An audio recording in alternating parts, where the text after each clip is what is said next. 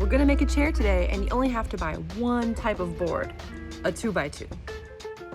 Here's everything you're going to need for your project. Make sure you get some rope, some 2.5-inch trim head screws, a drill, and an impact driver.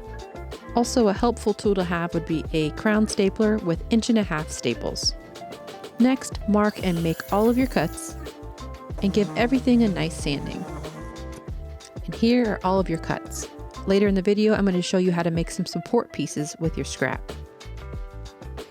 Because a 2x2 is so small, you can still use 2 screws, but you want to make sure you offset the holes and kind of put them at an angle. This will help with the stability of the chair. Because I might put it outside, I'm going to use Titebond 2 premium wood glue.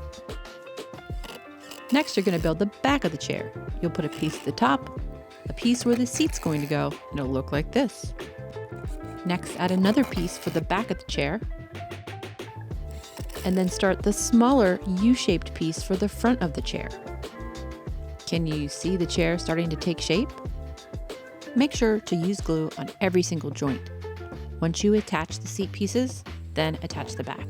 And remember, those screws will fit right in between the other two. Now your chair is really taking shape.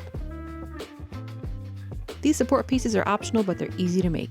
You can use your 2x2, turn your saw to 45 degrees, and make 2 cuts. Make sure they're 6 inches long. Then glue and staple or screw them in. I'm painting my chair a really fun color, but you can also stain it. I went with blue chalk paint, and I really like it. To start the seat back, I'm going to take my stapler and secure the rope. And I'm just going to do a simple weave. You can Google other weaving patterns, but this is just a simple back and forth over under. It takes some time, but it's worth it. Look at this awesome chair that you made.